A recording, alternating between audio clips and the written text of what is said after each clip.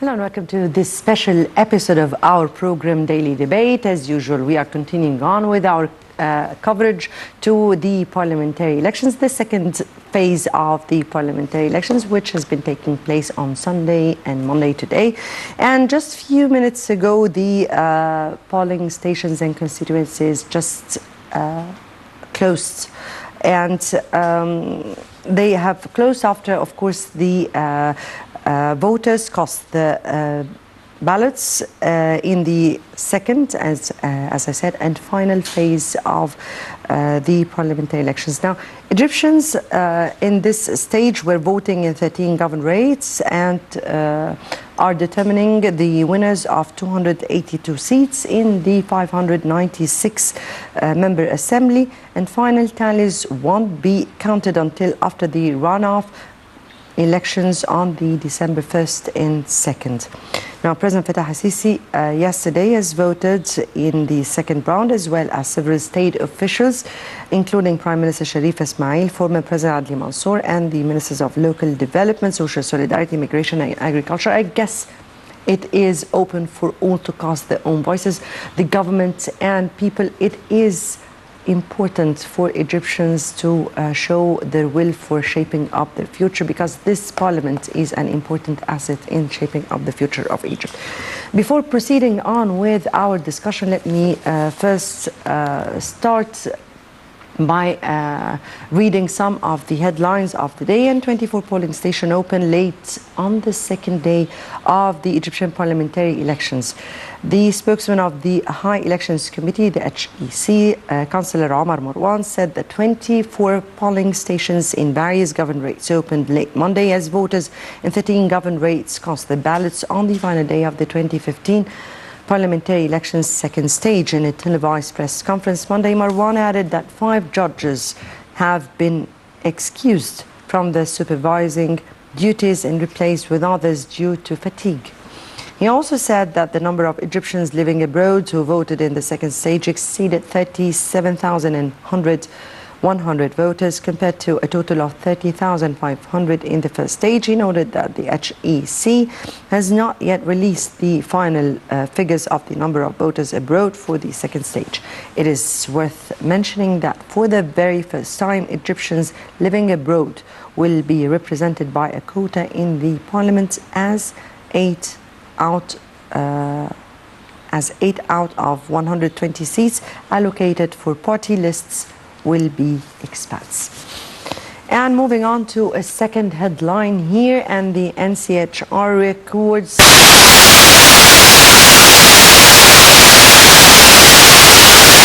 same context. The National Council for Human Rights, the NCHR, issued a statement saying that 89 violations were recorded during the first day of the voting in the second stage of Egypt's parliamentary elections. The statement read that among the most significant violations was the delay in opening many polling stations in different governorates: Cairo, Ismailia, Qalyubiyya, Gharbiya, Kafr al-Sheikh. And there have been 13 complaints about electoral bribes in Cairo, the Qahliya and the Gharbiya. Of course, we're speaking about the Great Cairo because that happened in several districts. The statement also said that there were 16 complaints about illegal campaigning near polling stations in governorates, including Cairo, Kafr al-Sheikh, Qalyubiyya and Gharbiya. Also in Greater Cairo, the council monitored a polling station where a supervising judge used a single ballot box for both individual and list-based candidates, which violates regulations issued by the HEC. Now, before moving on with our discussion, the second stage of the parliamentary elections, let me first have this reports on Egypt's vote in the second stage of the parliamentary elections, and we'll come back for discussion.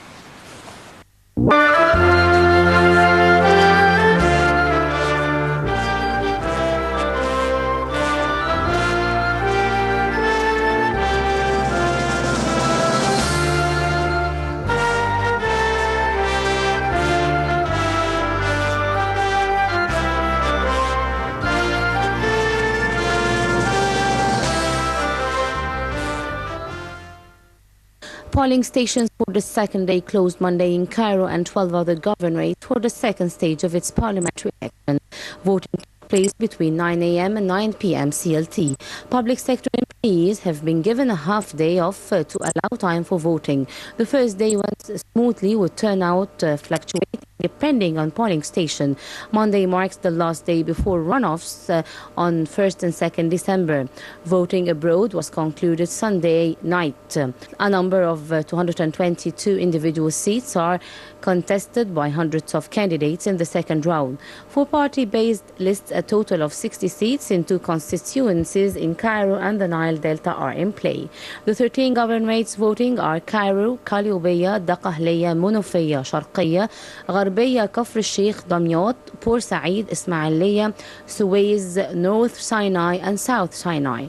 The new legislature will be comprised of 596 seats, 448 elected as individuals, and 120 through winner-takes-all lists. The remaining 5% of the parliament will be appointed by the president. The chamber is planned to hold its inaugural session in December. The first phase of the elections, held in 14 provinces on October 18th and 19th, witnessed a turnout of 26.5%. A total of 55.6 million Egyptians are eligible to cast poll-outs in the parliamentary polls. 27.4 million were eligible to vote during the first stage, while 28.2 million are in the second.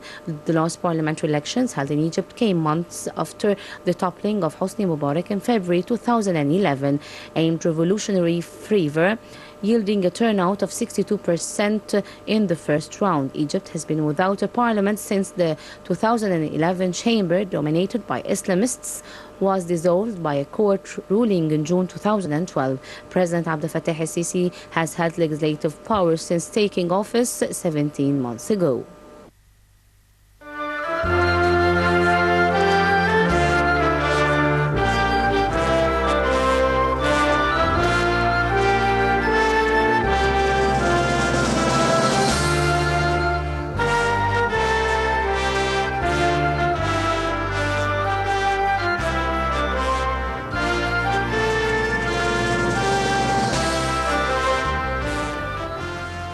Right, welcome back and to our discussion, the second stage of the parliamentary elections. Let me first welcome our guests, Dr. Abbas Zoghary, political analyst. Thank you very much for joining us. Thank you. And Dr. Ehab Ammar, political analyst. Thank you very much, sir, Thank you. for joining us. If we start, let me start first by asking you a very general question. How do you assess the second stage of the parliamentary elections? Much better than the first one. Enough people went for the election, and more wisely. And what admire me most is the Egyptian ladies, as I said in the beginning. They went for the election with a huge amount of women. And as we said, they are all mothers. And I'm really very great about it because mothers get to this stage that's mean improvement in the Egyptian politics because they will feed the children. Exactly. Women are those who build the societies. And this is what we are looking for. So most of the people are looking for the man, but it's not enough. I think the woman play a very, very important role in our life. It's not only the social life, but the political life and the economical life and education life. And this is what we have to give more attention to. So we can say that women were on the lead. Yes, ma'am. Yes. Dr. Ehab. Well, as we expected all, that the second round would be more strong, more positive. The Egyptian people decided to have their own parliament. They know how much we need this parliament, seriously. And again, I will go with the doctor and say all my respect to Egyptian women, not from this election or parliament election, but all the way long. They were really on the lead. They are on the front of every action that passed in Egypt. My full respect to the Egyptian women, yes, Yes. If I may just add another salute to elders, because enormous numbers of elders were were casting their voices. I mean that people even on wheelchairs, and I was monitoring, I was rather observing, and I was reporting in Sayyida Zainab district, and I saw with my own eyes how elders were keen very much indeed to come and participate and cast their voices. Maybe that comes from that the elders normally they feel more about responsible about their homeland. They know the value of their homeland. Maybe we need to teach our youth now. Maybe because they still have this patriotic nationalism feeling inside of them. Yes. If we can speak about the general atmosphere of the second phase, from your point of view, do you think that the general atmosphere of the second phase was different than the first one? And if so, then why? I was not in Egypt during the first one, but of course I inquired about it. And yesterday I went myself in our city, that's Kafr Shukr in Kalibwe. I want to vote. That was about 2:30, and my luck, they have a break until 3:30. Yes. Which I have. Unfortunately, yes. What I have realized, a huge amount of people coming to elect, and also the atmosphere was very quiet and very elegant, and I like it very much. I enjoyed it. And despite knowing that there was a break for 1 hour, they stayed to vote. Yes. Yes. They stayed in their they stayed in the lines? Street. No lines. They stayed in the street talking to each other and talking about election and whom is whom and for whom they will vote. And it was very joinable. That's what I can say. Yes. I didn't see anything which I said, well, that's miserable to see or is not allowed or something strange. No. It was great. Yes. Smooth, if we can say. Yes. Right. What was the most observation that really caught your attention in this stage? We normally hear a lot of violence happens in elections, but not in this election, not at all. It was called... Not in this election? Not in this election. There is not no in violence. these elections, yes. People are, as the doctor said, people were more quiet, more responsible. They know what they are doing. You cannot feel the same tension between families or between supporters. But to say the truth, we haven't been seeing that since the two revolution era. I don't think so. No. No, this is the first time. This is the first time that this appeared. This is the first time. First time that no violence at all? No violence. No. Between families. Yes. Yeah. You mean in Upper Egypt? Yes. If we talk about the election that was in that the Islamists took the parliament, I think that it was very violent. Yes. Elections. Yes, they were. Yes. Well, we don't have to forget one thing which is very important.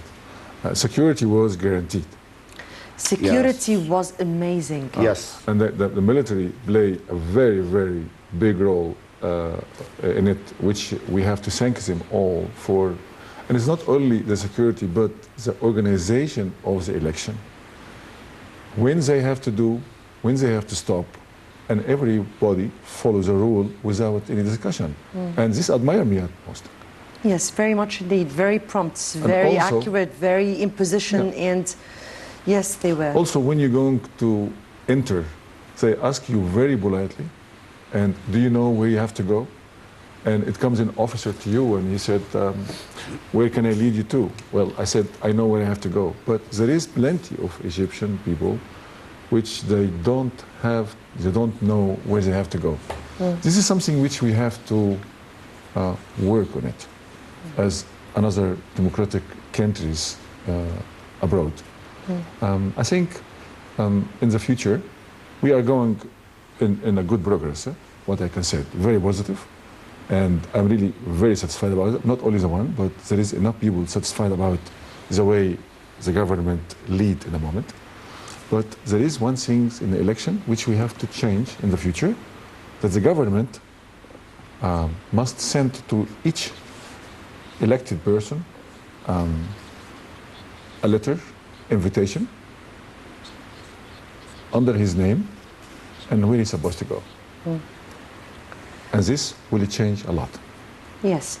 Let me take Linda Abdelatif from Port Said, our correspondent from there. Linda, tell me. Good evening, Mona. Just update me, were the polling stations closed in time? What happened during the day? Just wrap me up with the whole situation in Port Said. Well, let me tell you that as for Assumi Jamil Primary School right here in Port Said, governors, 2 subcommittees inside this polling stations closed on time right at 9 p.m. or maybe 9 and 2 minutes. But one subcommittee was 17 minutes late because there were some people who were still coming in order to cast their votes. Now, as for the participation so far, I've asked like maybe 2 hours earlier, the total participation in this polling station that I'm covering was around 12% yesterday and today combined as well. We're still waiting in order or for them to finish the vote counting in order to know the final percentages right here in this school and the other constituencies as well. Yes. But let me just give you percentages on how things went yesterday. Now we're having right here in Port Said governors a total of 470,208 registered voters.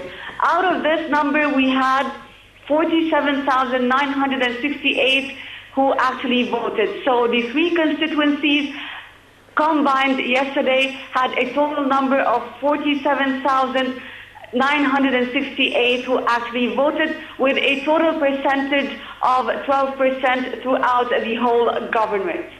That's in the first day or in That's for the first day.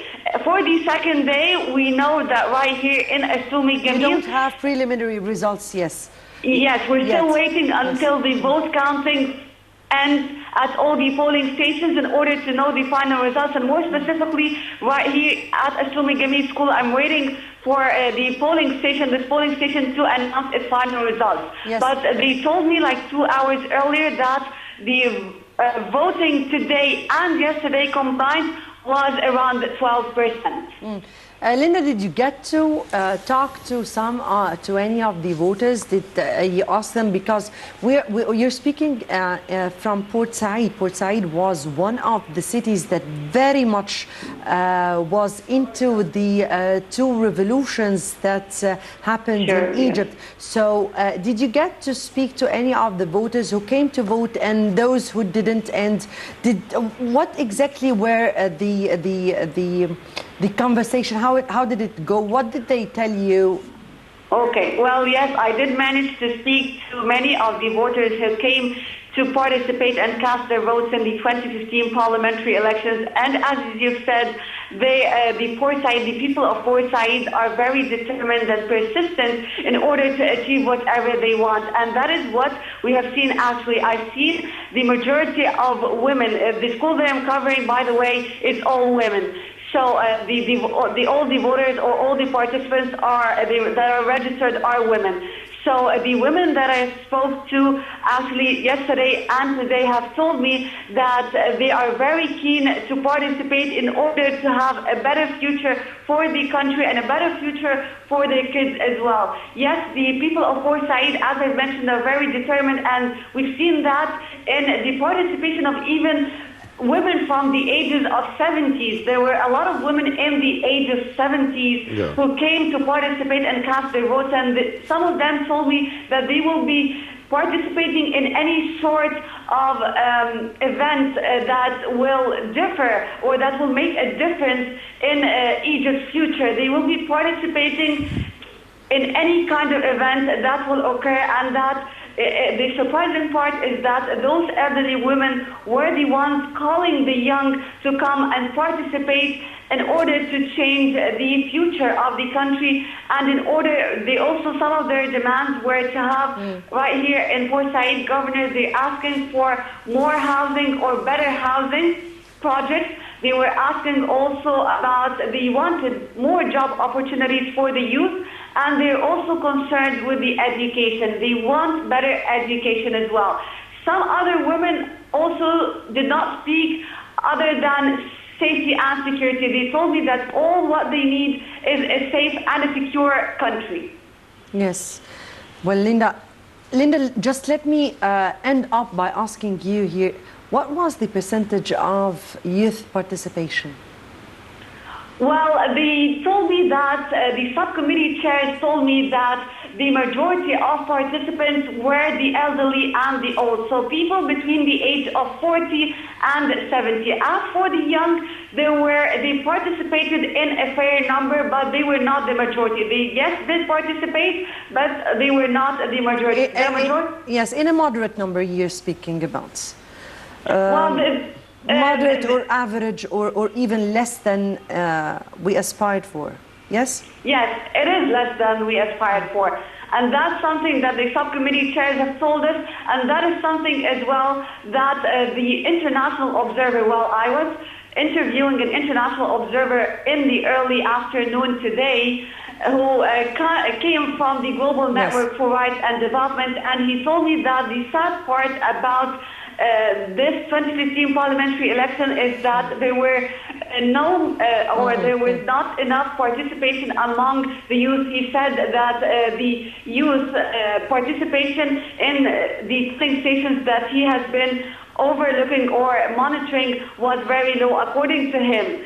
So, and he told me that this is because there were no enough campaigns or workshops that were done in order to make them aware on the candidates or on the polling or in the parliamentary elections in general. Yes, Linda Abdelatif from Port Said, we thank you very much for your input from Port Said, and good luck there.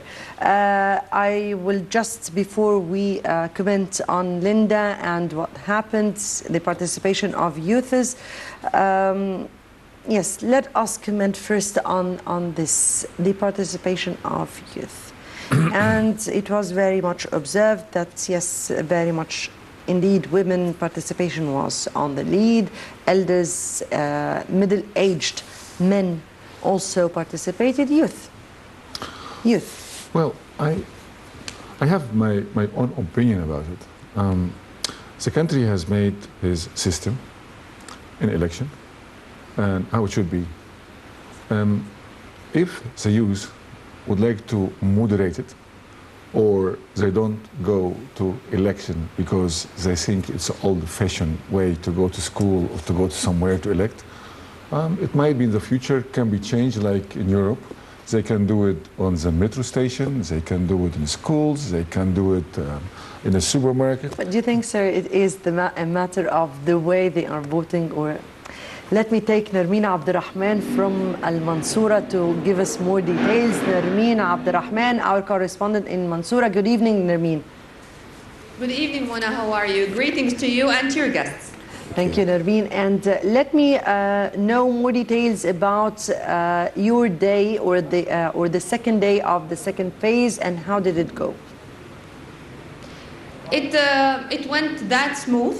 There were only minor irregularities, if we may say so, just with being a little bit late opening the subcommittees inside some of the schools here in Al-Dakhliya, just 10 to 15 minutes, something like that, no more than this. And there was only one death. It was just a heart attack. Hisham Al-Adgham, 50 years old, in Noor in Meet Ghamr, used without any damages in Meet Al-Korama. This was another incident in a village near Mansoura. Far from this, it went that much okay, and the percentage was from 30 to 35%. The counting process is going on right now as the yes, we can see behind you. But how did you assess this percentage, 30 to 35? Have you been asking the judges inside the polling station of the number of people who came up till this minute? I see that you are already outside. Mona. Yes. Yes. I'll tell you.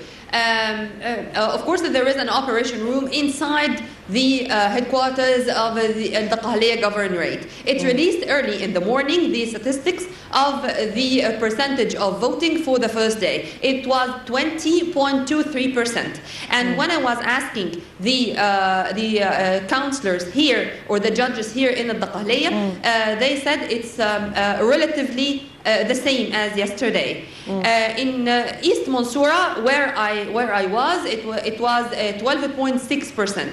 Yes. And today, let's say it's double, so it's gonna reach, inshallah, 30% approximately, because these are the statistics released by the operation room. But far from this, Mona, I do have a story which happened today. It has negative and positive aspects. The negative aspect is that one of our colleagues, unfortunately, had some rumors that there are people who are trying to give bribes to the voters to go and to vote for specific candidates. And the unfortunate side that he said that there were people doing this. But Governor Hussam al-Din Imam, the governor of Dakhliya, came here himself. And he had a tour in specific to many of the schools, including that one I'm in, the school of Muhammad Amin Abbas. And he had an interview with this correspondent, and he told him, just come with me outside, I'm going to do this and to inspect this myself. And he went outside the school, and he found nothing. Even the representatives of the candidates who were there said if something like that happened, we ourselves would not keep silent, and we would report this ourselves. So I had lengthy phone talks with His Excellency the Governor, Hussam al-Din Imam, to tell me the story in detail. And I told him on behalf of all the media personnel here, we apologize for that, because we are not to spread rumors. We are that much transparent. We are in front of the camera saying what's going on exactly since early in the morning, today and yesterday. And so if there is something negative, we would say that there's something negative. And if there's something positive, saying that the high-ranking officials kept on touring the stations all the time from the Ministry of Education, as schools are hosting the voting process, and the security personnel, whether from General Asim Hamza, the head of the Dakhliya Security Directorate, General Osama Shaban, the head of the Civil Protection Forces, along with His Excellency the Governor Hussam al-Din Imam. So we said all about what's going on, not only in Mansoura, by the way, but as I told you, in Dakhliya, in Meet Ghamr, in Meet al-Kurama, in many of the centers or the polling stations all over Dakhliya. Yes. Mona? Yes, indeed, Nermeen. The story of bribery has not been just said in was not just told in Mansoura, but it was said to be in also many other governorates. We don't know the reality on the ground, because inside the polling station that never happened, but outside we don't know exactly what is going on. But Nermeen from Mansoura, we thank you very much for being with us. And back to you, sir. Yes, the issue of bribery was hurt too much during the 2 days. Yes, if we go back to what we were speaking about, and it was the issue of youths, and I guess you took it from the side that if they think it's an outdated way of election, then we can change it. But is it just that what they are thinking about? What do you think? Youth and their participation in elections is not an issue of how they elect. But I believe that we left our youth to others to talk to them. And we haven't done any effort to take our youth back and to keep them in our side. We need the Ministry of Youth to work harder to take back what we lost from our youth to the nationalism side. We need new ideology. We need a new work on the ground to take our youth back. But please, I need to say one small message, not as a political analyst or whatever, but as an Egyptian citizen. If we are so worried about the percentage of the participation of Egyptian people in this election, because we want to show the world or other countries what we are doing, I believe that we never interfered in any country's internal affair. We respect the other countries. We wish they respect our internal affair. The participation in this election is an Egyptian matter for Egyptian people. It's very democratic to go to elect or not. Yes. That's very free country, and Egypt is not a small country or under protection. We are a big country. We don't need someone to watch over us. We don't accept anyone to interfere in our elections. Now, we'll come to interference and the observation and this story, because this is an important part also of the discussion. But before we go on with our discussion, let me first take this report. And security forces have assigned some 13,858 polling stations to receive voters from for the second phase. Let's see how the adjustment of the constituencies went on, and we'll come back for discussion.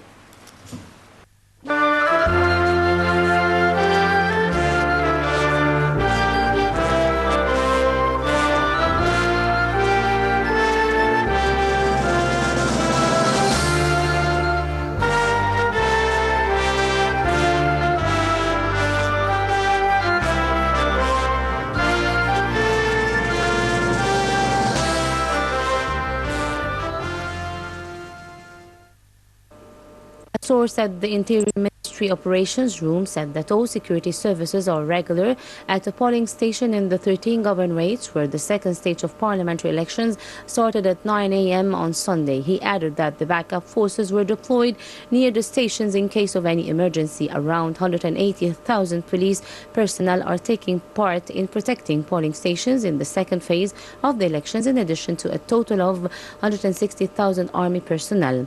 The first phase of the elections took place in October in 14th governorates. Some 185,000 army personnel were deployed to secure the first phase of the elections, along with 120,000 policemen and central security forces. In the same context, a president decree stated that the curfew hours imposed in some parts of North Sinai governorate to be reduced during the parliamentary elections to make it easier for locals to vote, where it started at 11 p.m. instead of 7 p.m. The High Election Committee said in a statement that the curfew will also start at 11 p.m.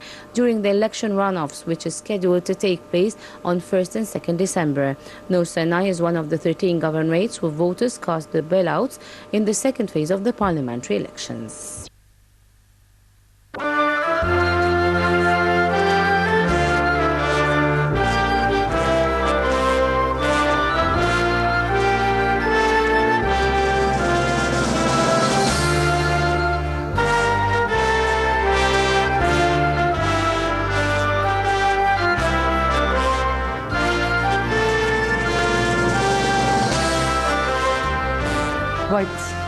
Welcome back. And before we go on with our discussion, let me first take Karim Gamal from Qalyubiyya. Karim.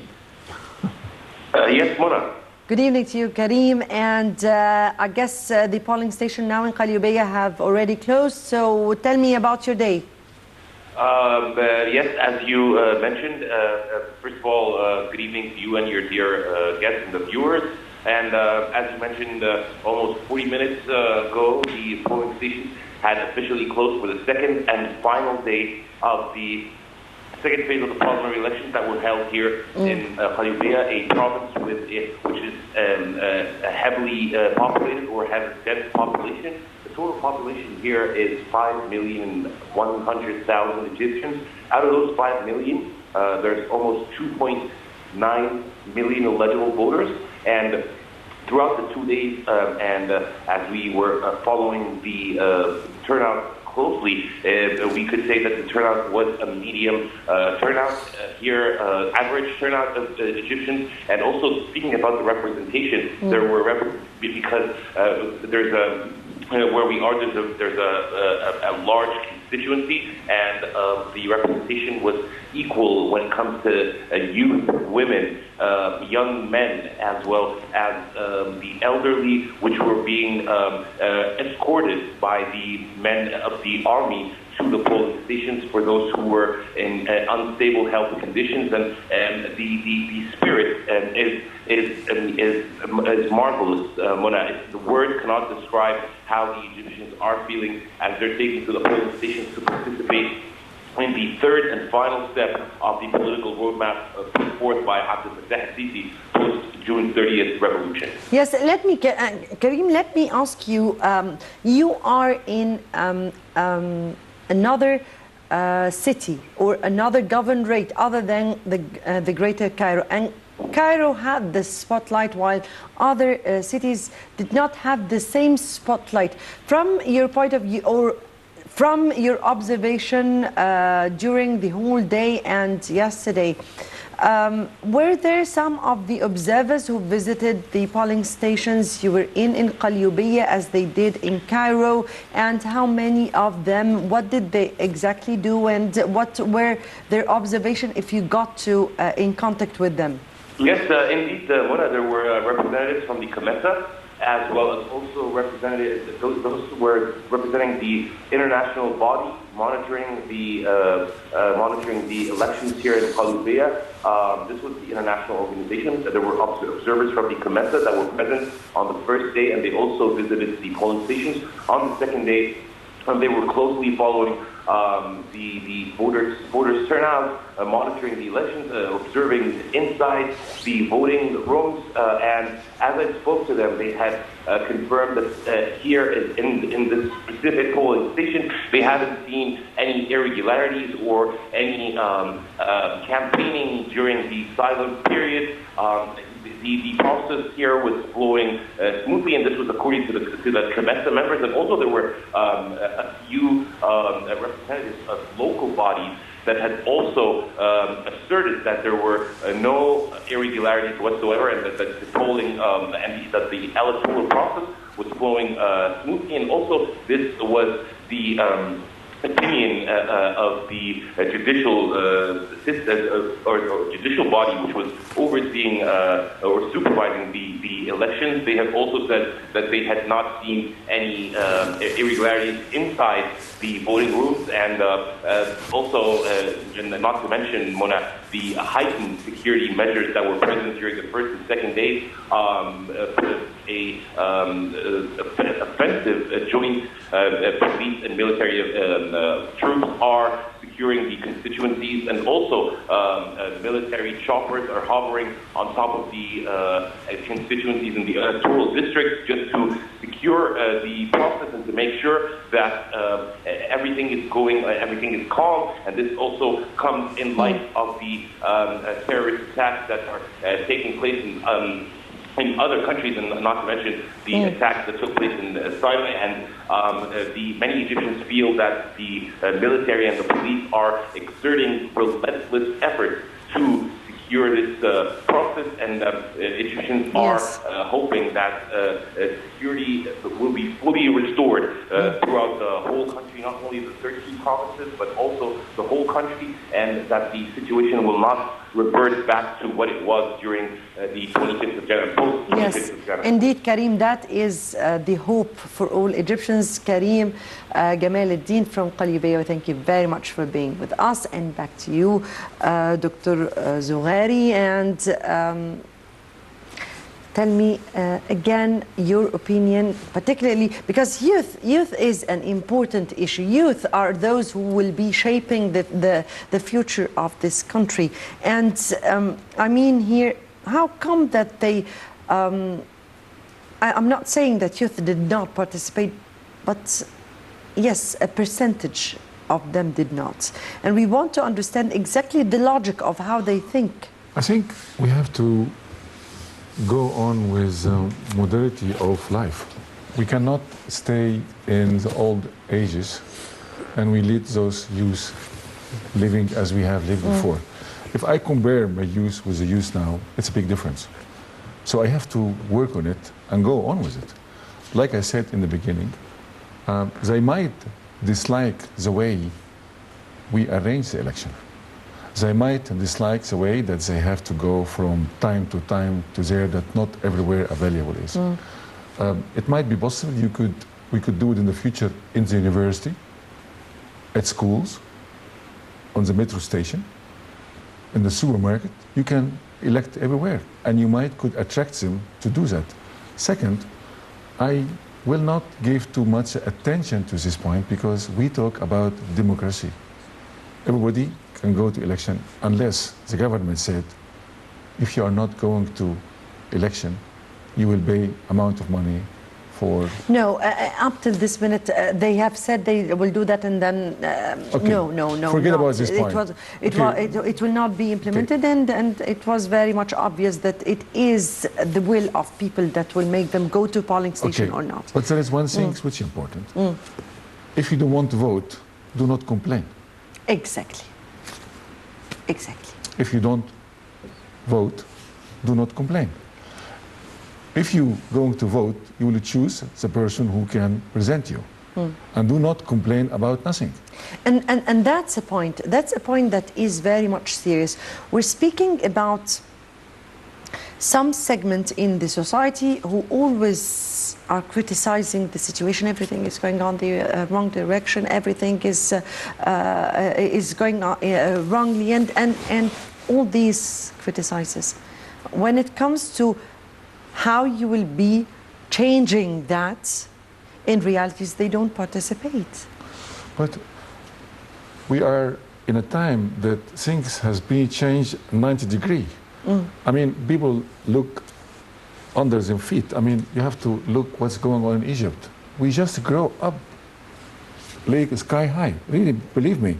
I travel every month, and I travel also around, and I see which kind of projects in Egypt, and I see how the president react and traveling and looking forward to make Egypt the best country in the world. But one thing I would like to say to the youth, and if they listen to us, I think Egypt in 5 years' time will be one of the greatest countries in the world. Well, Egypt is one of the greatest countries. It is. But We it's are just, really one of the greatest. We are the greatest, but in 5 years' time, we're talking not only about politics, Yes, you mean the situation, the but whole we talk about situation. economically as well. Yes. So I think in 5 years' time, we have to give time to the government, we have to give time to the president, we have to give time to all the people who are working in politics to do their job. And let's everybody do his job. I do mine, you do yours, and the president do his job without complaint. I think that's the best way. Yes, indeed, indeed. And that brings me to take from what you were saying here and ask him, because you said in 5 years Egypt would be a great country, and I responded, no, Egypt is already a great country, and if it was not a great country, the whole world wouldn't have been just putting a big eye on us like that. They are very busy with us. Yes, very much indeed. And that takes me to what you were speaking about, observation teams. And observation teams, we have seen a huge number of observing teams in Egypt watching the parliament. And we have seen Western channels giving the lead to the elections in Egypt and what is going on in Egypt and all this. How do you view this matter? They are scared. No. Oh, yeah. They are scared. Look at it from this point. Come on. Look at it. The doctor said we are going to be one of the greatest in 5 years. And you commented and said, no, we are already a great country. They have the right to be scared from us. They are worried. No, seriously. They are busy. I'm serious. They are busy with us. They are just thinking about us. They know what we have now. We have a very, very strong point. We have a real patriot, nationalist president who believes, like what you said, that this country is a great country. The president But it is. of Egypt believes that Egypt is a great country. And they are so scared from that. Trust me, they are so scared. But we will, us, the Egyptian, we will watch the American coming election, and we will send our teams there. Yes, that's a good point. That's a good point. We have the right. We don't trust them, and we need to see what they are doing. We hear about a lot of corruption in there, and we need to see what is going on. We have the same right, and we will do it. Well, let's believe in ourselves. Yes. Let's take it from other perspective. And when I got the chance to speak to observers, they only said that they want the stability of Egypt, and they see the parliamentary action as a stage towards this I am stability. Touched. They really want the stability, and they are supporting the terrorist groups, and they are keeping them in their countries, and they are financing them. And now they want the stability of Egypt. I am really attached. Can I cry? Dr. Zoghary. I think we have to be more careful about our way of reacting, and also we have to believe this is a media. If it's in Europe or in Egypt, some of them have negative point and some of them have positive point. But the only important things what we have to look forward is that we have to believe in ourselves, and we have to believe that we are one of the greatest countries in the world, and we will be one of the greatest countries. We are already. And we have also to not to worry about our youth. They will come back. They will come back. But they would like to see results. But the only thing I realize in Egypt, the people would like to see a very, very quick result, which is impossible. Yes, they are very much, they're rushing things all the time. Which all is the time impossible. they want everything in rush, and that's... Look at the president. He's traveling everywhere, and he's making friends everywhere, and he's looking for business everywhere. He's and working. He's doing his best. So let's us do our job. Yes, indeed. And don't worry. I'm saying to the youth, do not worry. Egypt is safe and is going really in a good progress. So come back and try to vote and choose what you want. And please stop complaining but working. If I speak about the next parliament, and this is the second stage, and the runoffs would be on the 1st and 2nd of December.